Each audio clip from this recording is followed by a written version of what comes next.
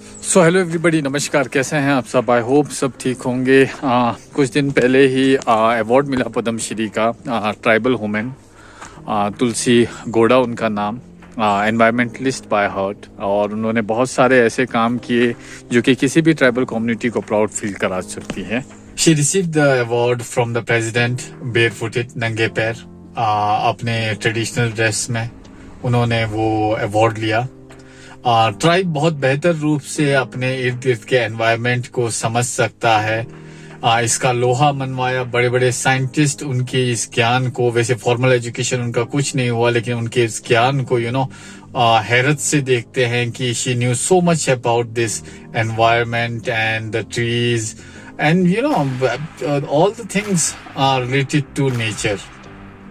तो इसी रिलेशन में मैं right now I am moving towards BDO office. वहाँ पे भी कानून है जो लागू नहीं हो पा रहे, उनके संबंध में एक मीट रखी गई है। चलते हैं, देखते हैं, ज़्यादा से ज़्यादा जानकारी लेने की कोशिश करते हैं।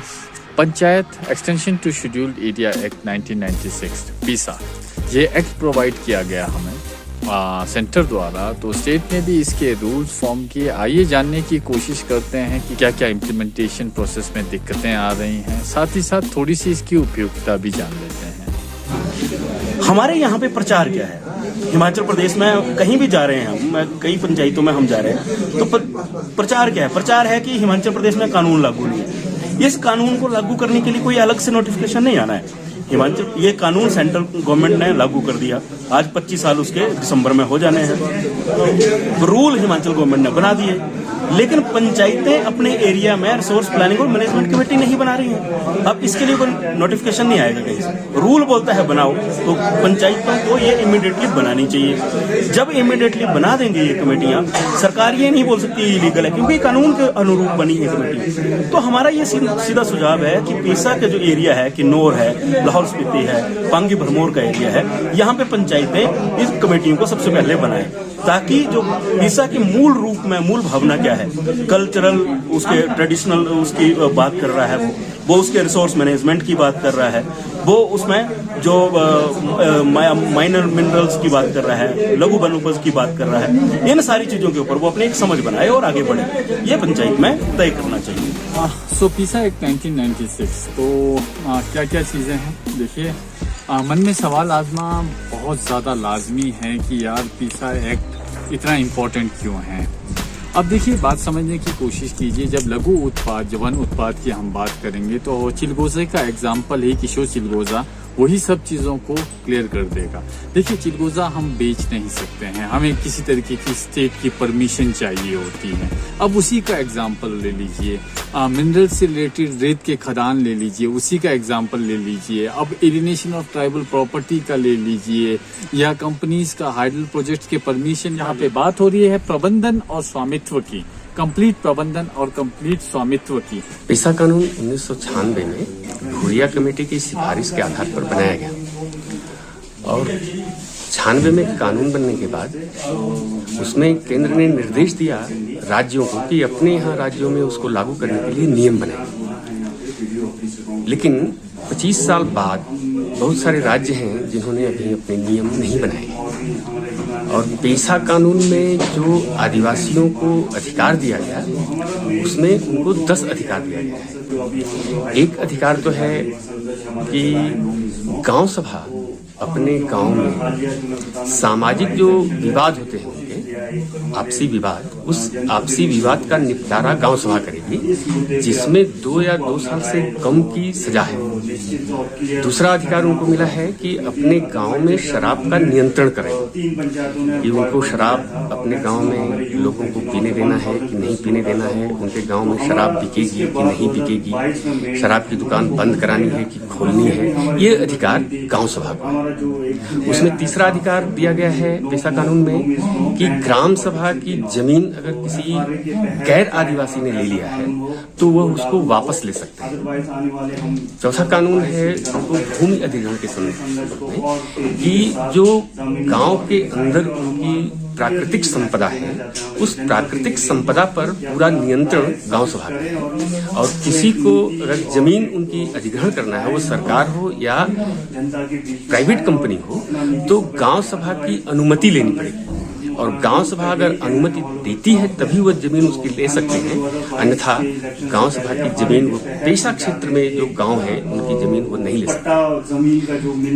पांचवा कानून है कि जो जल संसाधन है उस जल संसाधन पर नियंत्रण गांव सभा का है। उसका कैसे संरक्षण करना है, कैसे संवर्धन करना है, ये पेशा कानून के अंतर्गत उनको दिया गया है। छठा है लघु वनोपज। गांव की सीमा के अंदर जितने भी उनके जंगल हैं, उस जंगल के लघु वन उपज पर स्वामित्व गांव सभा का है। उसमें वन विभाग का कोई भूमिका नहीं है और वन विभाग वहां उसका कोई अधिकार भी नहीं। छठा है, सातवां है उनका गौड़ खनिज पर। बजरी है, रेती है, गिट्टी है और जो मकान बनाने के पत्थर हैं, ये गांव सभा उस पर नियंत्रण करती है कि उसको बेचना है कि अपने उपयोग में लेना है, जो भी करना है वो गांव सभा ही उसको कर सकती है। उस पर खनन विभाग का कोई अधिकार नहीं, खनन विभाग उस पर कुछ नहीं कर सकता। एक नियम है गांव विकास योजना बनाना, जो सबसे महत्वपूर्ण भी है कि गांव सभाएं अपने गांव के विकास की योजना बनाएंगी और पंचायत में जमा करेंगी। पंचायत ग्राम सभा के अधीन है। गांव सभा के द्वारा बनाए गए प्लान को ही वो पंचायत क्रियान्वयन करेगी, न कि पंचायत अपना प्लान बना करके गांव सभा में क्रियान्वयन। उसके बाद एक कानून है निगरानी।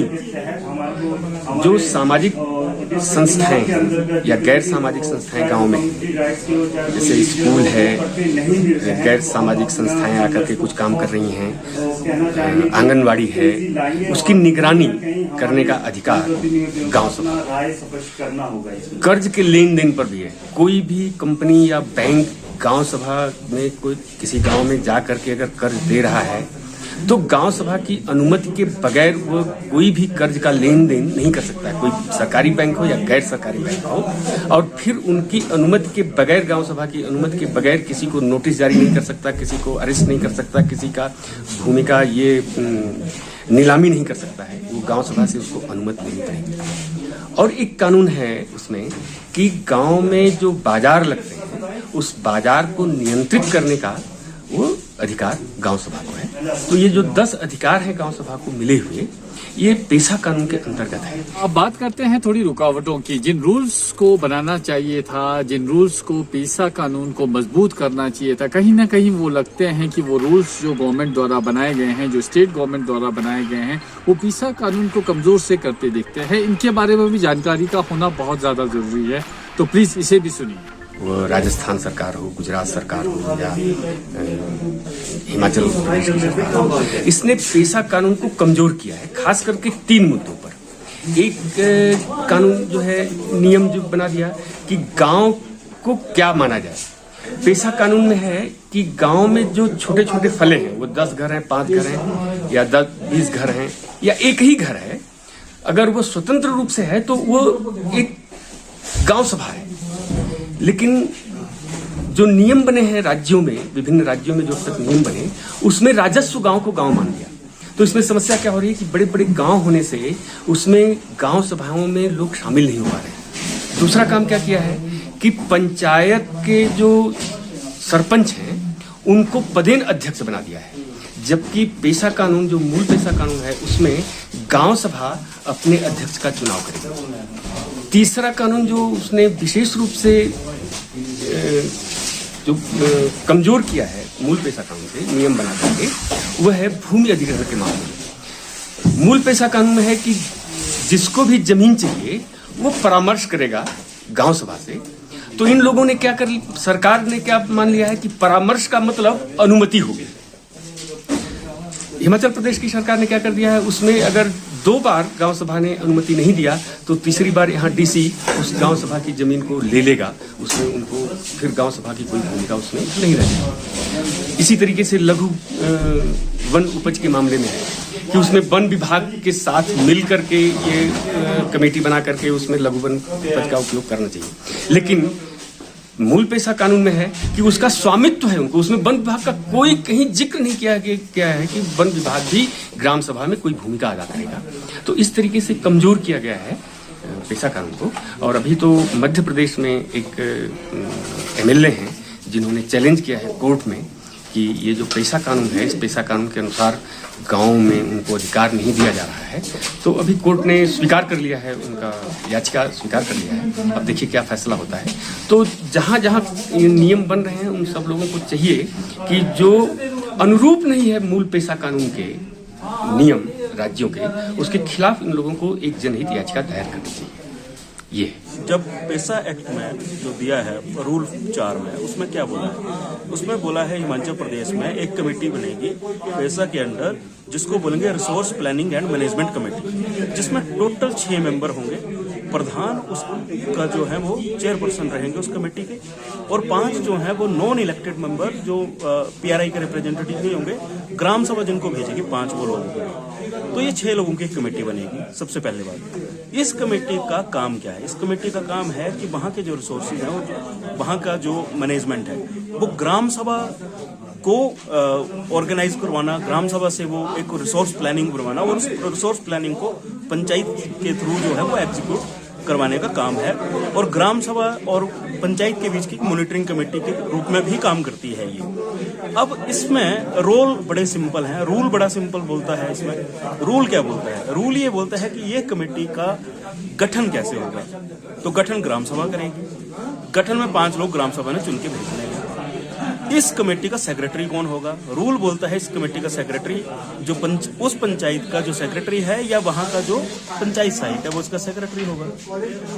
रूल में इसके मिलने की तारीख क्या रखी है? इसके मिलने का रूल में ये बोला है कि मिनिमम साल में एक बार तो ये मिलेगी कमेटी, लेकिन ये साल में 50 बार भी मिल सकती है, इसकी कोई लिमिट नहीं है, ये अपनी जरूरत के अनुसार मिल सकती है। उसके बाद इस कमेटी का जो डिस्प्यूट होता है, अगर कोई ग्राम सभा ये अपना कोई जो ग्राम सभा ने प्लान बना के दिया है, योजना बना के दी, उसको एग्जीक्यूट करने में कोई डिस्प्यूट होता है, तो पहले ये कमेटी जो है उसको रिजोल्व करने का काम करेगी। अगर उनसे नहीं होगा तो ये वापस ग्राम सभा में लेकर जाएगी कि ये डिस्प्यूट रिजोल्व नहीं हो रहा है, ग्राम सभा उसको रिजोल्व करे। तो ये बड़े सिंपल साधारण रूल इसमें लिखे गए हैं। सो अभी तक आप सब ये जान पाए होंगे कि पेशा कानून हमारे लिए, हम ट्राइबल्स के लिए कितना इम्पोर्टेंट है। तो अभी इस माध्यम से मैं रिक्वेस्ट करना चाहूँगा, मैं ग्राम पंचायत सुन्नम से रिक्वेस्ट करना चाहूँगा, क्योंकि मैं वहीं से आता हूँ, मैं उनसे रिक्वेस्ट करना चाहूँगा नाम लेकर प्रधान श्री तरसेम जी और प्रधान श्री जीता सिंह जी, आप लोग अपनी पहली मीटिंग में ही इस कमेटी का गठन करें। ये रिक्वेस्ट है आपका, मतलब सब्जेक्ट होने के नाते मैं रिक्वेस्ट करना चाहता हूँ। अब कई लोगों के जहन में ये भी बात आ रही होनी कि अल्टीमेटली ये सब बातें हो क्यों रही है, ग्राम सभा को सशक्त करने की बात हो रही है यहाँ पे।